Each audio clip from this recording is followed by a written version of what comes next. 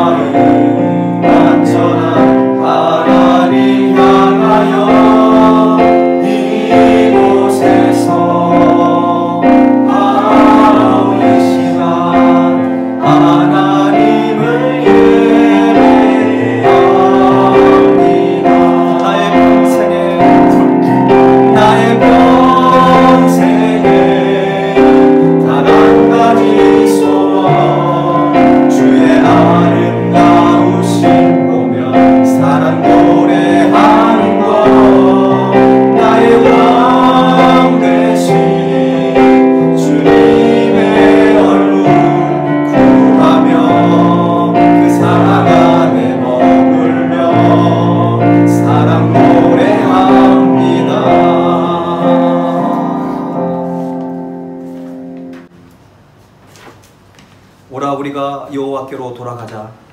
여호와께서 우리를 찢으셨으나 도로 낫게 하실 것이요 우리를 치셨으나 싸매어 주실 것입니다. 사랑의 하나님, 인간의 죄악으로 인해 때론 하나님께서는 우리에게 인생 채찍으로 교훈하시지만 결국에는 다시 회복시켜 주시는 하나님이신 줄 믿습니다. 오늘 예배가 치유와 회복을 경험하는 귀한 예배가 되게 하옵소서. 예수 그리스도 이름으로 기도하옵나이다. 아멘.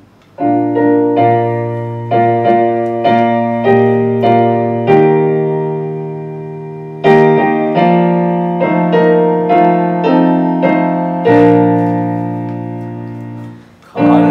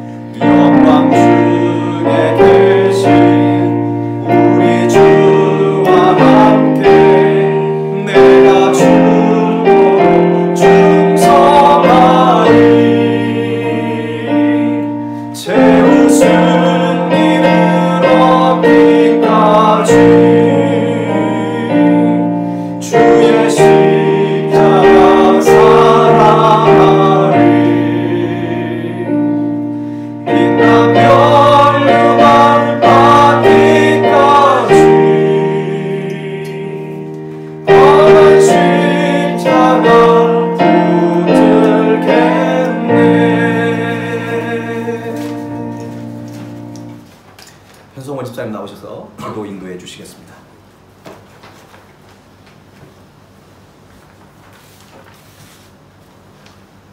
할렐루야. 주님을 찬양합니다. 천지 만물을 창조하시고 모든 피조물을 역사하시는 나의 하나님, 성스러운 주일에 진실한 경배와 찬양, 영광을 올려드립니다. 기쁜 마음으로 저희의 정성을 받아 주십시오. 항상 주님을 경외하고 진실한 회개와 신실한 신앙생활을 할 수 있도록 양육하시고 주님의 길로 인도하여 주십시오. 보지 않고 믿는 자 복이 있다고 하셨습니다. 비록 우리 공동체가 코로나 바이러스로 인해 비대면 예배라도 드리게 해주셔서 감사합니다. 살든지 죽든지 오직 주님께 영광을 외치며 기도하는 저희의 모든 기도 제목을 축복하여 주십시오. 진정으로 주님의 따스한 어루만짐과 위로가 절실히 필요한 시련 속에 있는 저희를 도와주십시오. 저희에게 감당할 수 있는 시련을 주시고 기도와 주님의 말씀을 절실히 붙잡고 굳건한 믿음을 가진 자 그 무엇이 들었겠습니까? 이 시련을 이겨낼 수 있는 신실한 믿음과 소망, 용기를 역사하시고 이 환난 속에서 주님의 아름다운 자녀로 거듭나게 하여 주십시오. 주님, 하루속히 주님의 말씀에 순종하는 새로운 질서 속에서 주님께 마음껏 찬양과 예배를 드릴 수 있게 하여 주십시오. 대한민국과 저희가 있는 인도네시아, 전 세계 코로나 방역을 위하여 힘쓰는 정부 관료, 정치인, 의료진 등 모든 이의 손길과 노력에 함께 하시어 바이러스가 이들을 침범하지 않게 하시고 피곤하지 않게 하시고 그들의 헌신을 축복하여 주십시오. 병중에 있는 자 하루속히 완치되게 하여 주십시오. 환난 속에서 함부로 주님의 이름을 말하는 적 그리스도에 현혹되지 않게 하여 주시고 보호하여 주십시오. 오직 주님의 올바른 정의와 의를 따르게 하여 주십시오. 많은 일상이 제한된 이 시기에 기도에 힘쓰고 말씀의 묵상에 힘쓰는 신실한 신앙생활의 계기가 되게 하여 주십시오. 나태하지 않고 실망과 절망 속에서 구원받게 하여 주십시오. 이 환난 속에서 발리 세움교회를 위하여 헌신하시는 정문경 목사님과 그의 가정을 잊지 마시고 축복하여 주시고 유라하여 주시고 지치지 않게 하여 주십시오. 주님의 역사하심, 인도하심이 없으면 저희가 하루도 살 수 없음을 고백합니다. 모든 걸 주님께 의탁드립니다. 저희를 역사하시고 인도하여 주시고 도와주십시오. 이 모든 말씀 저희를 죽도록 사랑하시는 예수 그리스도 이름으로 간절히 기도드립니다. 아멘.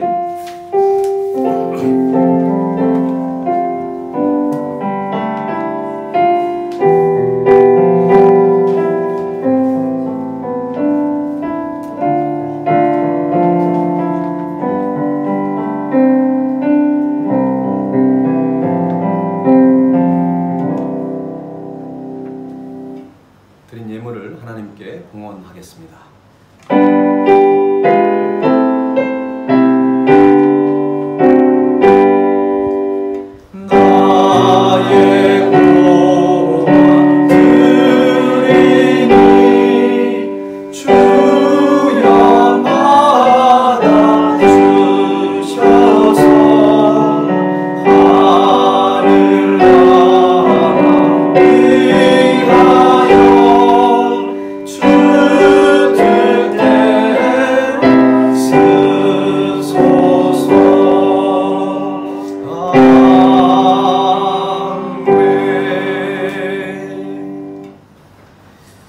사랑과 은혜가 풍성하신 하나님 아버지, 세상의 많은 교회 가운데 특별히 발리 세움교회, 정말 주님이 기뻐하시는 교회, 좋은 교회를 저희들이 섬기게 하신 하나님 감사합니다. 주님께서 세우신 교회 안에 또 좋은 성도들을 만나고 함께 주님 안에 교제케 하시니 또한 감사합니다. 하지만 우리가 서로 만날 수 없는 아버지 그 어려운 상황 속에 있습니다. 주님께서 모든 것을 아시오니 그러나 우리가 떨어져 있지만 영으로 교제케 하시고 서로를 위해서 기도하며 주님의 사랑으로 서로를 사랑하고 격려할 수 있는 아름다운 사랑의 공동체로 허락하여 주옵소서. 하루속히 코로나 백신이 개발되고 치료제가 나와서 다시 모여 정말 하나님 앞에 기쁨으로 예배하며 서로 교제하며 서로를 위로하며 아버지 기도해 줄 수 있는 아름다운 날이 속히 올 수 있도록 우리들에게 긍휼과 은혜를 베풀어 주시옵소서.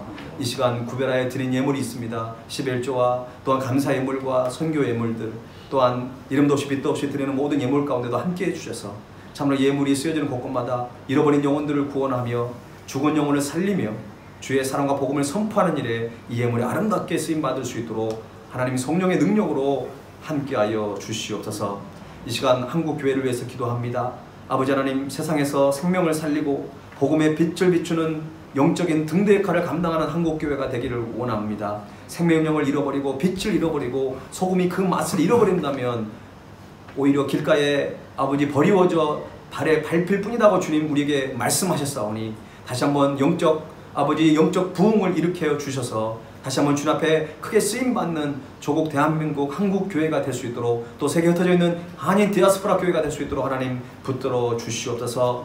우리 발리한육교회를 이곳 인도네시아 땅 발리 땅에 세우셨사오니 아버지 500여 한인 동포들과 450만 명의 현지인들을 주님께로 인도하는 일에 쓰임받는 발리의 세움교회가 되기를 원하고 또 건강한 가정을 세우며 건강한 교회를 통하여서 정말 이 땅 가운데 하나님이 세우신 그 목적대로 우리가 순종하며 나아가는 우리 발리 세움교회가 될 수 있도록 늘 함께하여 주옵소서. 하나님, 특별히 세계 많은 나라에 지금 흩어져 있는 성도님들 한 사람 한 사람 주님 늘 지켜주시고 그들의 마음 가운데 때로는 답답하고 아버지 하나님 남들에게 말할 수 없어서 고민하고 아버지 아파하는 영혼들이 있다면 하나님 찾아가셔서 그들의 마음을 위로해 주시고 하나님 아버지 견딜 수 없는 그 상황 속에서 더욱더 주님을 붙들므로 하나님 주님 안에만 소망이 있음을 기억하여서 하나님 주와 주시는 그 힘과 능력으로 잘 버티고 이겨낼 수 있는 우리 사랑하는 발리 세움교회에 속한 모든 아버지 성도들의 가정이 될 수 있도록 하나님께서 함께하여 주옵소서. 정말 그들에게 찾아가고 싶고 그들에게 무엇인가를 베풀고 싶지만 아버지 우리가 할 수 있는 것이 아무것도 없음을 주님 고백합니다. 그러나 주님께서 모든 것을 아시오니 하나님 아버지 물질에 연약함이 있다면 하나님께서 채워주시고 또 건강이 부족한 가정들이 있다면 하나님 찾아가셔서 보혈의 능력으로 함께 하시고 또 믿음이 부족한 가정 가운데 하나님 영적 싸움 가운데 있는 영혼들 가운데 주님께서 성령의 능력으로 권능으로 함께 해주셔서 그들이 어떠한 유혹 속에서도 흔들리지 않고 말씀으로 든든히 서가서 정말 승리의 찬양을 드릴 수 있는 귀한 우리 발리 세움교회에 속한 모든 성도들이 되게 하여 주옵소서. 오늘 여러모로 이 영상으로 드려지는 모든 하나님의 백성들 가운데 동일한 은혜를 더해 주시고 말씀을 통하여 기도를 통하여 찬양을 통하여 하나님과 깊은 영적 교제가 일어날 수 있도록 은혜로 함께하여 주옵소서. 감사와 찬양을 드리며 예수님의 이름으로 간절히 기도하옵나이다. 아멘. 할렐루야. 네, 오늘 예배에 참여하신 여러분들을 환영합니다. 지난주부터 대표 기도를 인도하고 계시는데요. 더 예배가 풍성해지고 또 여러분과 함께 잠시라도 만날 수 있어서 너무나 감사합니다.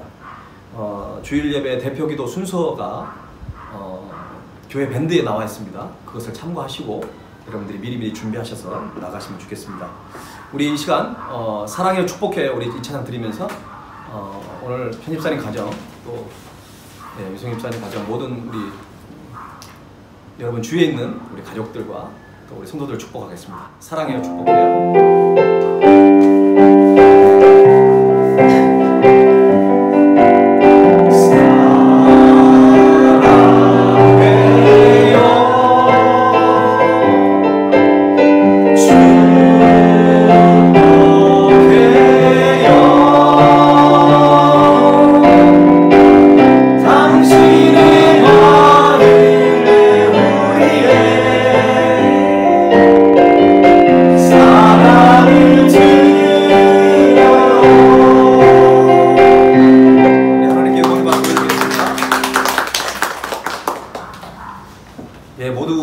조심하시고요. 기도 제목이 있으시거나 어려움이 있으시면 언제든지 제게 연락을 해주시면 감사하겠습니다. 오늘 우리에게 주시는 하나님의 말씀을 함께 보도록 하겠습니다. 에스겔 47장 1절에서 12절까지 말씀을 보겠습니다. 에스겔 47장 1절에서 12절까지 말씀을 한 절씩 교독하겠습니다. 제가 먼저 읽겠습니다. 그가 나를 데리고 성전문에 이르시니 성전의 앞면이 동쪽을 향하였는데 그 문지방 밑에서 물이 나와 동쪽으로 흐르다가 성전 오른쪽 제단 남쪽으로 흘러내리더라. 그가 또 나를 데리고 북문으로 나가서 바깥길로 꺾여 동쪽을 향한 강가문에 이르시고 물이 그 오른쪽에서 흘러나오더라. 그 사람이 손에 줄을 잡고 동쪽으로 나아가며 천척을 측량한 후에 내게 그 물을 건너게 하시니 물이 발목에 오르더니 다시 천척을 측량하고 내게 물을 건너게 하시니 물이 무릎에 오고 다시 천척을 측량하고 내게 물을 건너게 하시니 물이 허리에 오고 다시 천척을 측량하시니 물이 내가 건너지 못할 강이 된지라. 그 물이 가득하여 헤엄칠 만한 물이요 사람이 능히 건너지 못할 강이더라.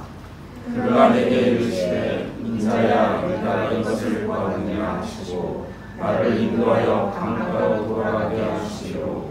내가 돌아가니 강 좌우편에 나무가 심이 많더라. 그가 내게 이르시되 이 물은 동쪽으로 향하여 흘러 아라바로 내려가서 바다에 이르니 이 흘러내리는 물로 그 바다의 물이 되살아나리라. 이 강물이 이르는 곳마다 번성하는 모든 생물이 살고 또 고기가 심이 많으니 이 물이 흘러 들어가므로 바닷물이 되살아나겠고 이 강이 이르는 각처에 모든 것이 살 것이며 또 이 강가에 어부가 살 것이니 맹인에서 맹인의 물까지 금을 쓰는 곳이 될 것이다.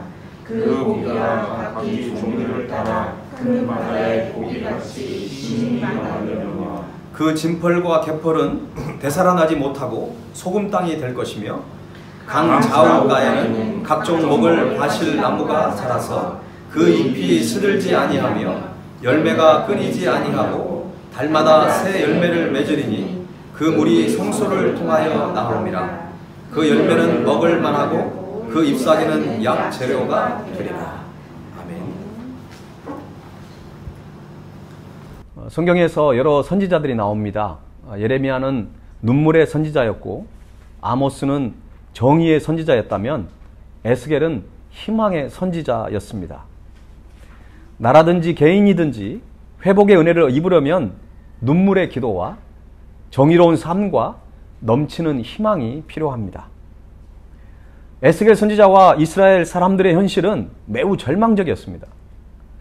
나라를 잃고 성전은 무너졌고 예루살렘으로부터 800km나 떨어진 바벨론의 포로로 그들이 잡혀왔습니다. 그들은 아픔과 고통 그리고 인간 이하의 삶을 사는 전쟁 포로의 현실 속에서 에스겔은 영광스러운 미래의 환상을 보았던 것입니다. 지난주에 나누었던 환상은 마른 뼈가 살아나는 환상을 우리가 함께 살펴봤고요. 오늘은 성전에서 흐르는 그 물에 대한 환상을 함께 은혜를 나누고자 합니다. 어느 날 에스겔이 하나님의 사자에게 이끌려 성전에 갔습니다. 성전 문지방 밑에는 물이 솟아나오기 시작했어요. 그 물이 동쪽으로 흐르다가 성전 오른쪽 제단 남쪽으로 흘려내렸습니다.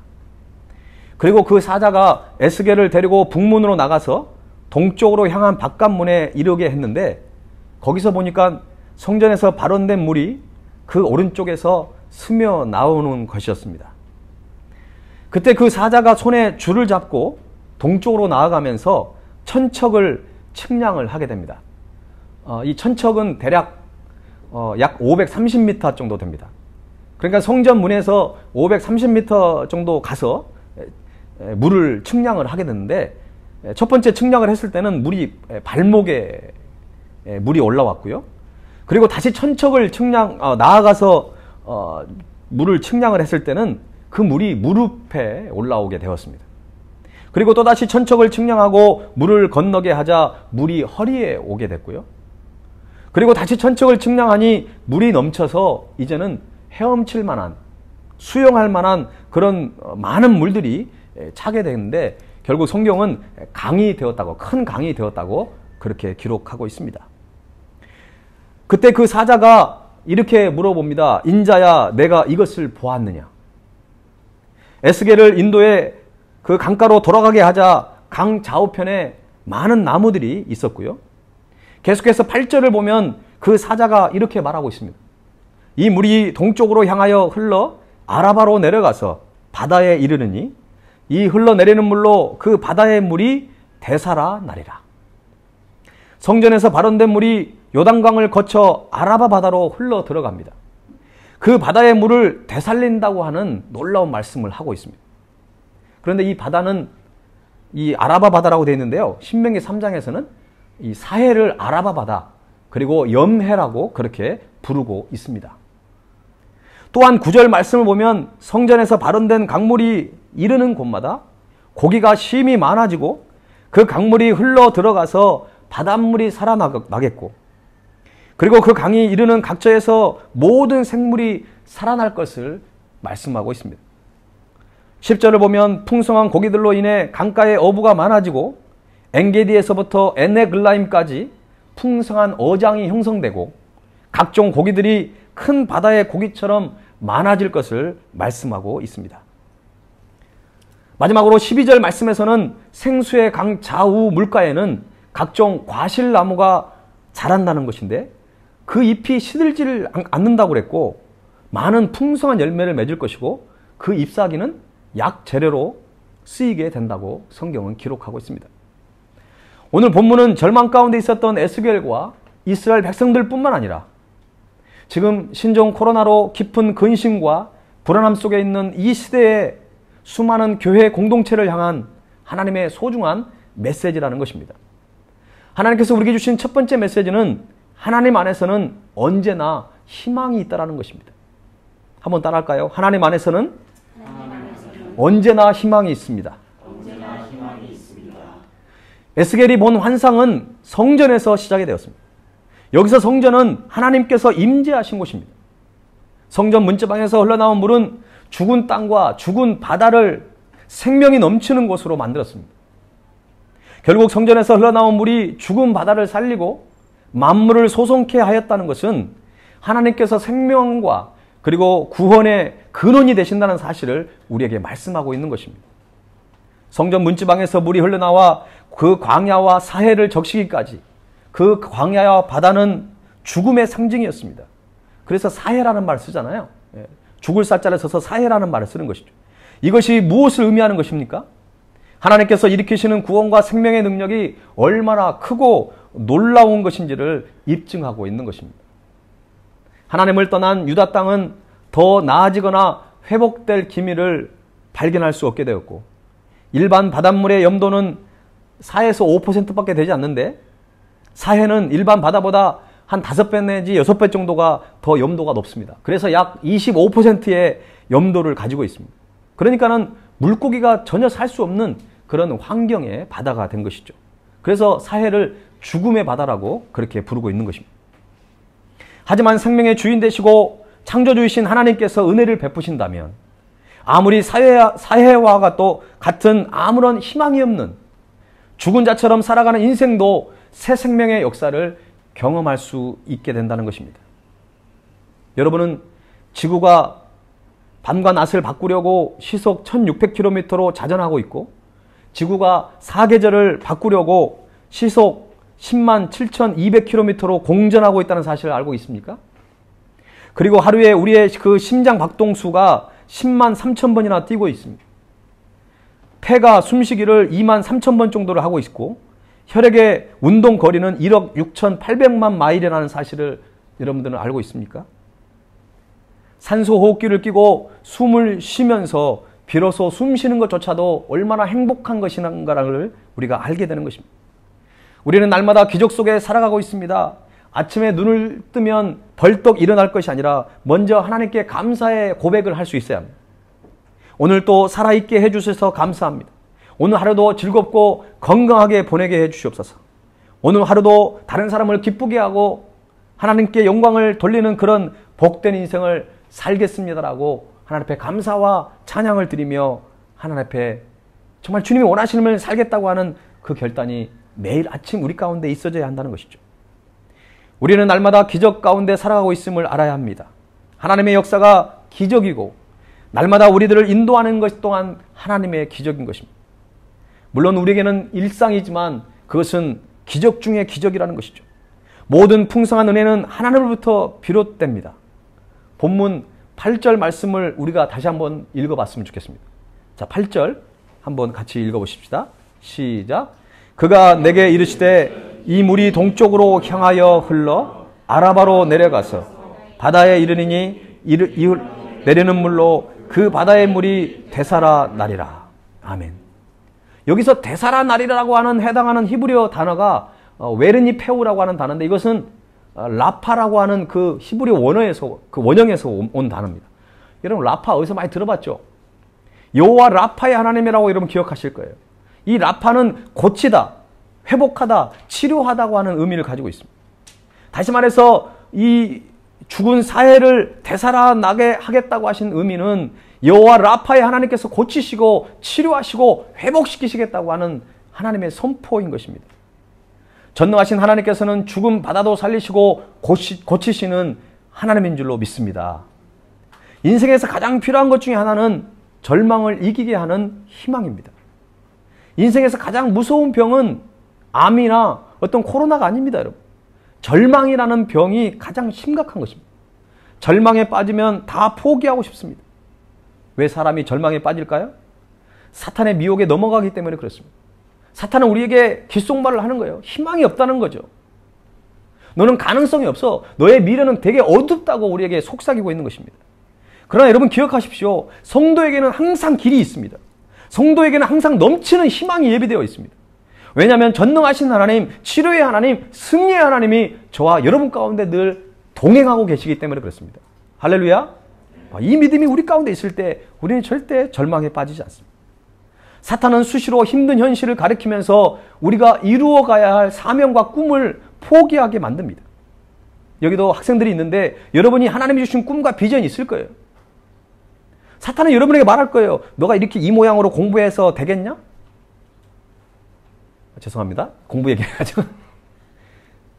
여러분, 공부가 전부는 아니지만 공부를 해야죠. 여러분의 꿈과 비전을 이루려면 실력과 영성을 같이 가지고 있어야 우리가 두 날개를 가진 독수리가 높이 오르는 것처럼 이 두 가지를 다 가질 수 있어야 돼요. 여러분 가질 수 있습니다.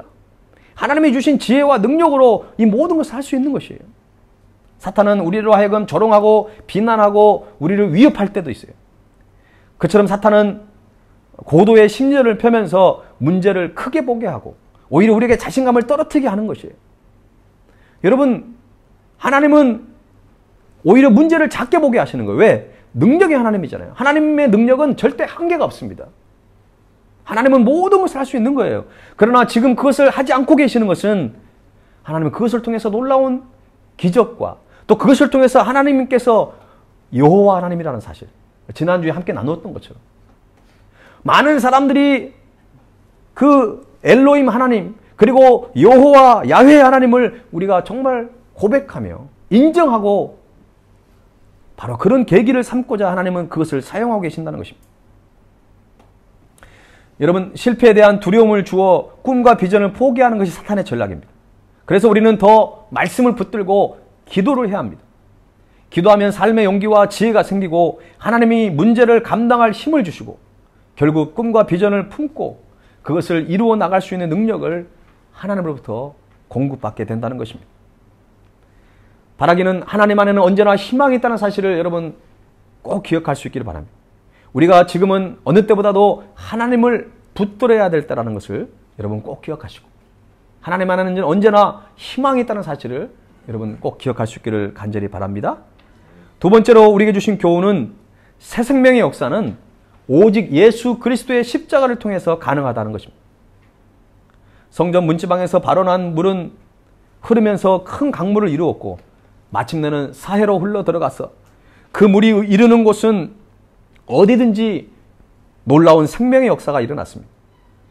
이는 하나님의 생명의 역사로 말미암아 광야나 사해와 같은 그 허물과 죄로 말미암아 영적으로 죽어있는 인생들이 새로운 생명력을 얻게 될 것임을 우리에게 상징적으로 보여주고 있는 것입니다.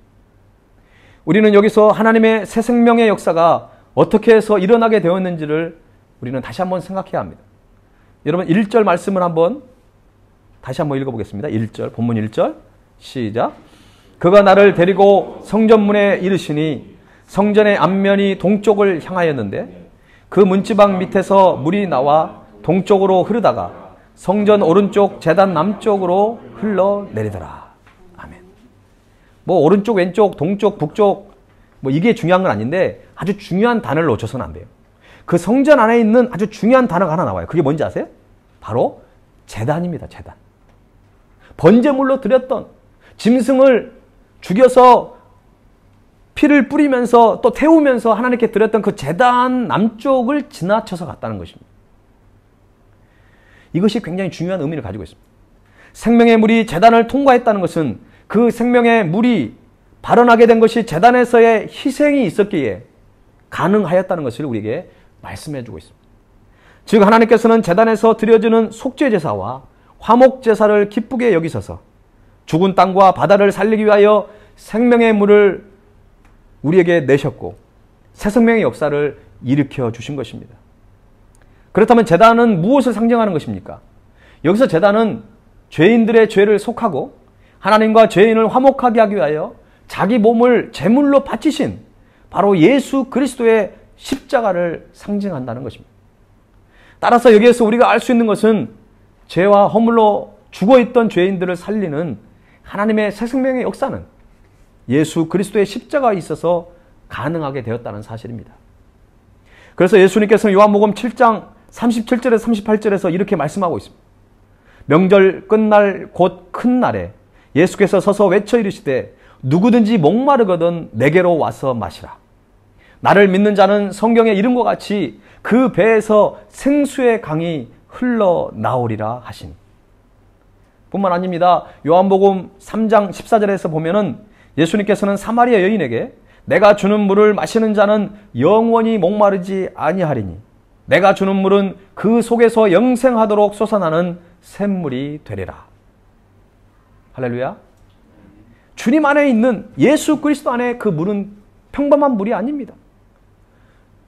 영원히 갈증을 해결할 수 있는 생수의 물이고요. 또한 우리의 생명이 그냥 심판을 받아 지옥불에 들어가는 것이 아니라 영원토록 주님과 영원한 생명을 누리는 바로 그 영생수라는 것이죠. 그래서 우리가 예수님을 믿어야 될 이유가 무엇입니까? 예수 그리스도 외에는 우리가 하나님과의 관계를 회복할 수 있는 방법이 없기 때문에 그렇습니다. 예수님이 길이고 진리고 유일한 생명이라는 사실입니다. 우리가 하나님께로 갈 수 있는 유일한 길이 바로 예수 그리스도라는 것이죠.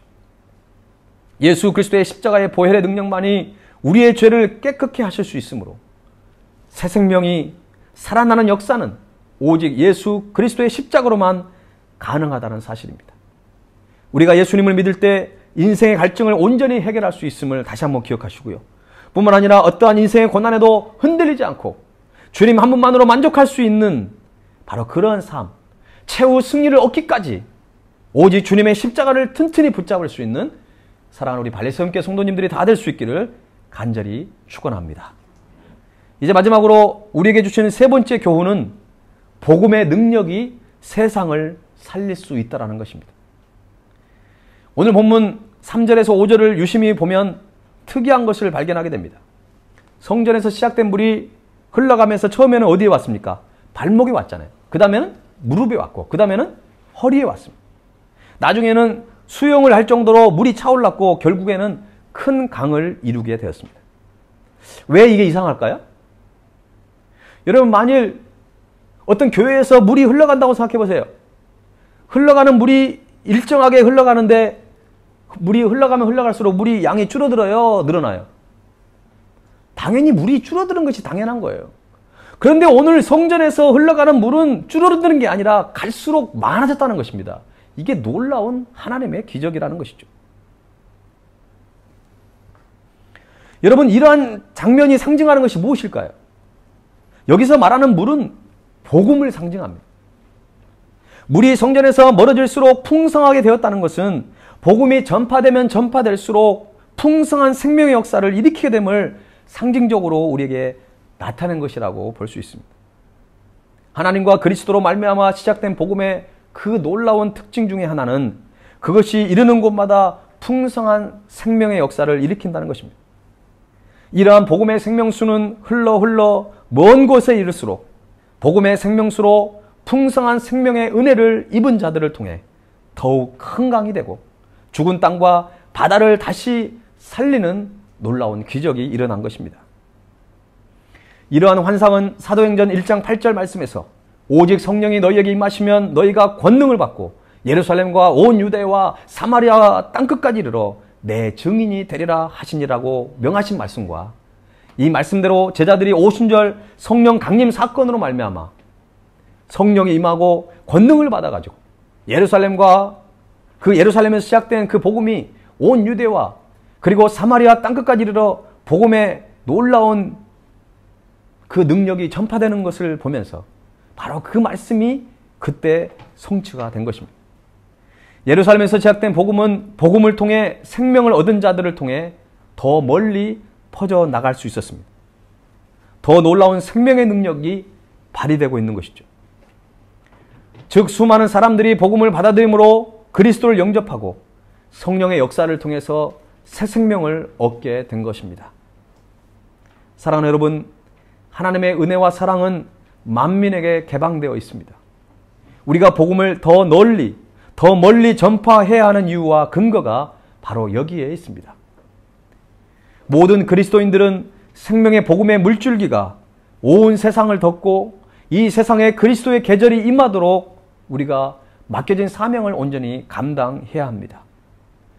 왜 사해가 죽음의 바다가 되었는지 아십니까? 여러 가지 이유가 있겠지만 가장 큰 원인은 사해는요, 그 해수면이 해발보다 약 400m나 낮은 곳에 위치하고 있습니다. 그러니까 어떤 물이 유입이 되면 그 물이 다른 곳으로 흘려 보낼 수가 없었던 것입니다.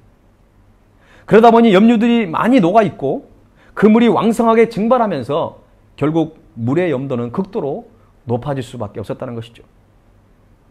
이러한 사실이 보여주듯이 무엇이든지 우리가 하나님으로부터 받아들이기만 하고 누군가에게 베풀 줄 모르는 것, 나눌 줄 모르는 그런 영적으로 어떤 육적으로 우리가 그런 삶을 산다고 한다면 우리는 병든 삶을 살 수밖에 없다는 것입니다.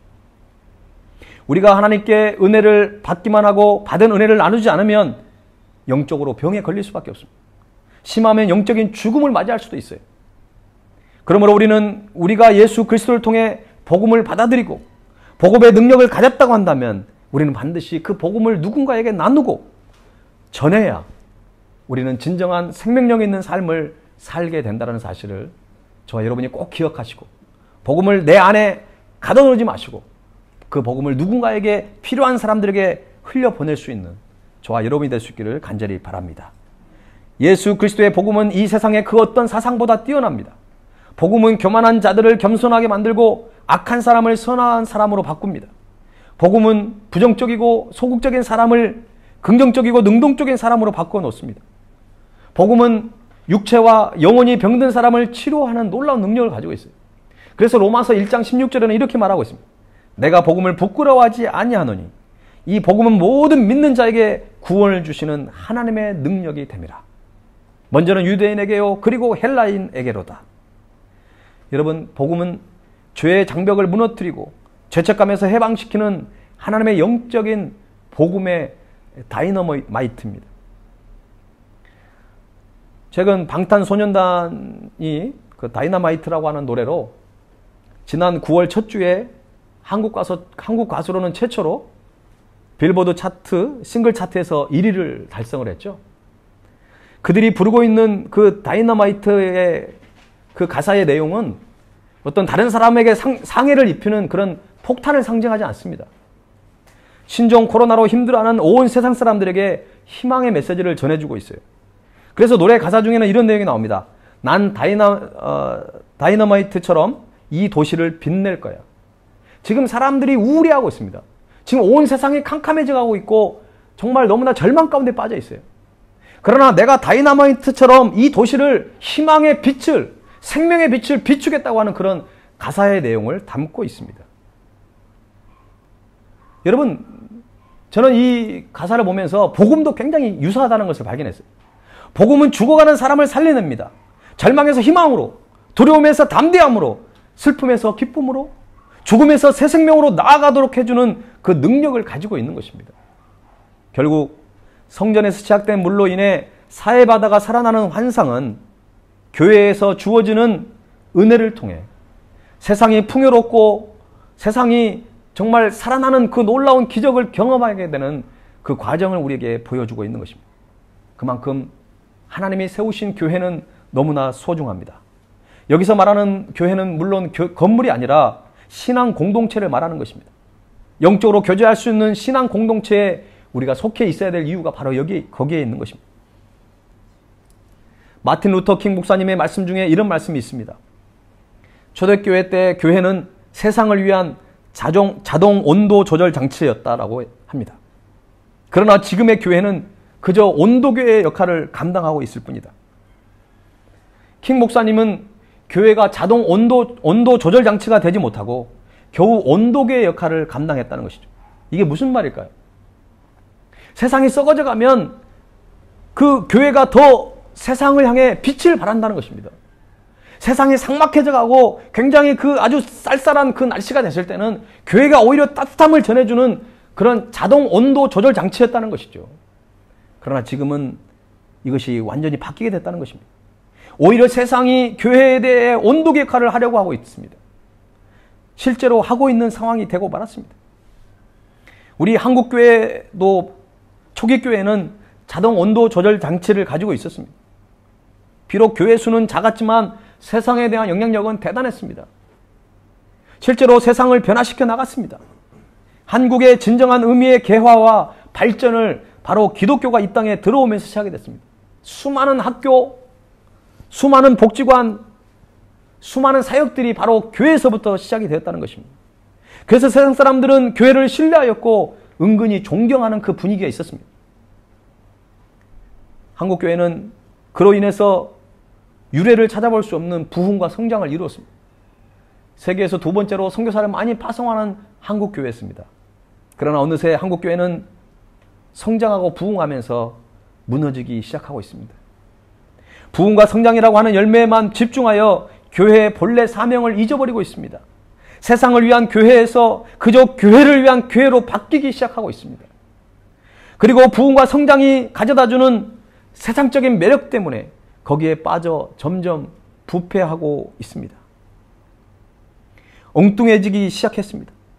그러다가 세상 사람들로부터 지적을 받고 있습니다. 교회가 세상에 대한 온도계가 된 것이 아니라 세상의 교회에 대한 온도계가 되기 시작하고 있습니다. 우리 교회 이름이 뭡니까? 발리세움교회입니다. 발리세움교회라고 해서 무슨 교회 건물을 세우자고 하는 그런 의미가 아닙니다.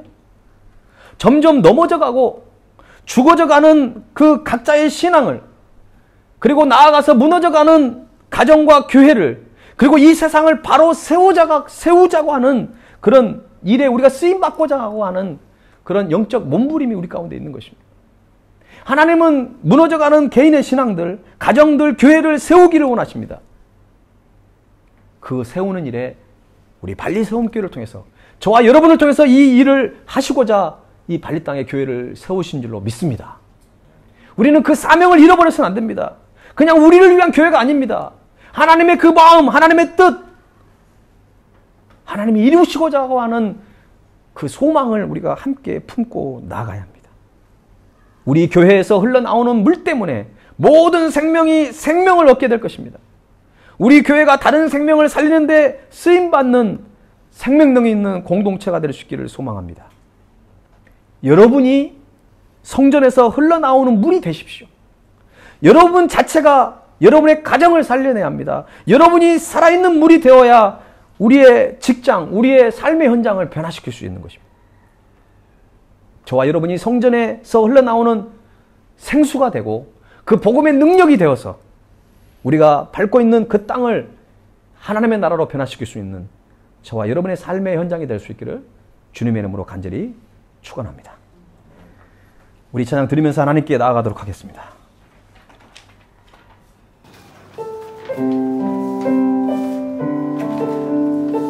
이사야 11장에는 이런 말씀이 있습니다. 내 거룩한 산 모든 곳에서 해됨도 없고 상함도 없을 것이니 이는 물이 바다를 덮음같이 여호와를 아는 지식이 세상에 충만할 것임이니라.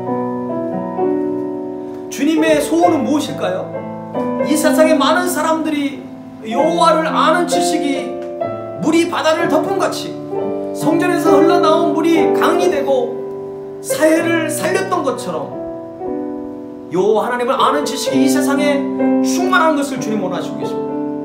우리가 다시 한번 하나님이 우리를 구원하시고 우리 발리세움교회를 세운 그 목적을 다시 한번 생각하면서 우리가 이 찬양의 고백이 우리의 고백이 될 수 있기를 간절히 바랍니다.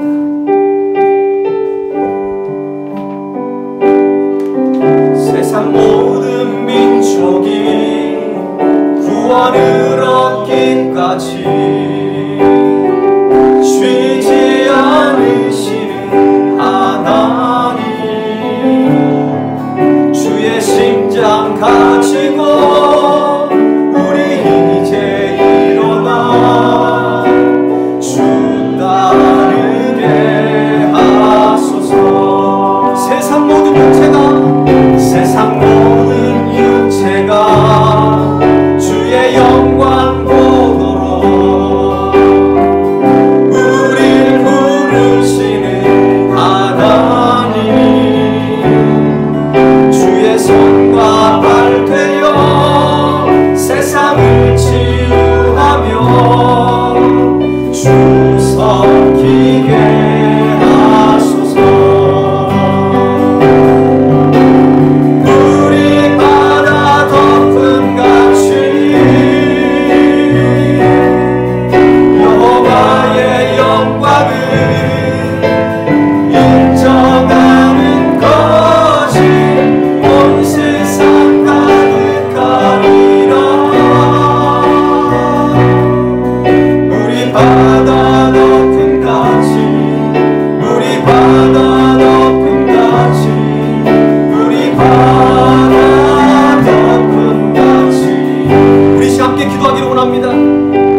그렇습니다 여러분, 우리가 성전에서 흘러나온 물이 되어야 되는데 우리가 지나가는 곳마다 죽은 모든 영혼이 살아나며 죽은 식물이 살아나며 죽은 바다가 살아나는 놀라운 기적의 역사가 일어날 것입니다.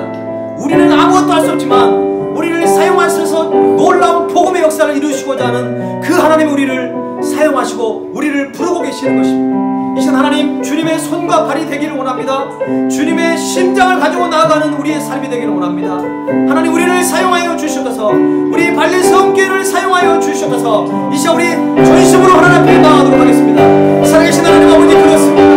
우리는 참으로 연약하고 우리는 미약하고 우리는 아무것도 할 수 없는 존재지만 하나님께서 주님의 그 능력의 손으로 우리를 사용하시고 우리를 통해 놀라운 역사를 이루신 주님이 되고 있습니다. 우리가 지나가는 자리야 아버지 많은 영혼들이 살아나게 하시고 우리가 지나가는 곳이 아버지 죽음이 회복되는 놀라운 역사가 일어나기를 원합니다. 세상 모든 민족이 구원을 끝까지 쉬지 않으시는 주님을 바라보기를 원합니다. 주의 심장을 가지고 이제 주님을 따르기를 원합니다. 주님의 손과 발이 되기를 원합니다. 이 세상에 여호와를 인정하는 지식이 아버지 가득해지는 그날까지 아버지 주님의 놀라운 역사가 이 땅 가운데 임할 때까지 정말 주 앞에 모든 걸 만들어 나가는 놀라운 역사가 있기를 원합니다. 하나님 아버지 함께 해주시고 역사하여 주시옵소서. 아버지 주님께서 우리를 사용하여 주세요. 우리가 갖고 있는 모든 가정들이 교회가 아버지 민족들이 살아나는 놀라운 역사가 있기를 원합니다. 하나님 주님만을 바라보기를 원합니다. 우리를 사용하여 주시옵소서. 하나님 역사하여 주옵소서. 우리 한 번 더 기도하기를 원합니다. 우리의 마음 가운데 혹시 사해처럼 우리의 마음이 영적으로 죽어지진 않습니까? 우리의 가정이 영적으로 피폐해지는 그 상황 속이 아닙니까? 우리 민족 한국교회와 우리 발리세움교회뿐만 아니라 우리 한인 디아스포라 교회들을 바라보면서 하나님 다시 한번 신앙의 순수성을 회복하게 하시고 교회가 교회되게 하시고 교회에서 드려지는 예배가 참된 예배가 될 수 있는 한국교회, 세계 흩어진 6천여 한인 디아스포라 교회가 되기를 원합니다. 아버지 죽은 영혼이 살아나는 놀라운 역사가 있기를 원합니다. 하나님이 사회가 살아났던 것처럼 우리 모든 죽은 영혼, 죽은 가정, 죽은 교회가 살아나는 놀라운 역사가 있게 달라. 우리 다시 한번 합심하여 한 번 더 기도하도록 하겠습니다. 주여 아버지, 하나님 아버지, 죽은 영혼이 살아나며 무너져가는 가정이 살아나기를 원합니다. 깨어진 관계가 회복되기를 원합니다. 아버지, 중국 대한민국을 붙잡아 주시고 한국교회가 많은 세계에 터지는 한인 디아스포라 교회가 주님이 사용하시는 교회로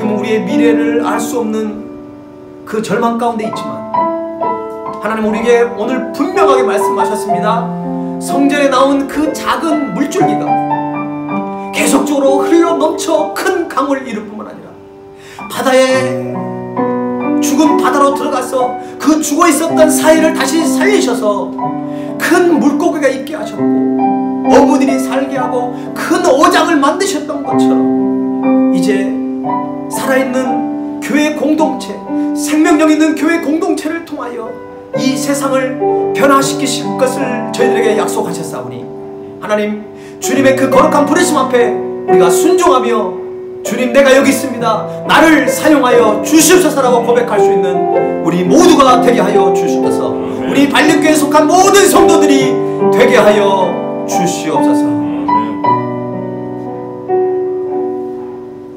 지금은 우리를 위해 십자가의 길을 걸어가신 주 예수 그리스도의 은혜와 독생자 예수 그리스도를 아낌없이 이 땅에 보내주신 하나님 아버지의 그 놀라우신 사랑과 성령님의 역사하심과 동행하심이 생명력 있는 교회 공동체를 이루어 아니 성전에 흘러나오는 그 생명수가 되어 가정과 교회와 이 민족과 온 세상을 주님의 나라로 변화시키길 원하는 사랑하는 주님의 백성들 위해 저들의 기도 제목 위해 그리고 사랑하는 발리섬교회 미래 위해 지금부터 영원토록 함께 하옵시기를 간절히 축원하옵나이다.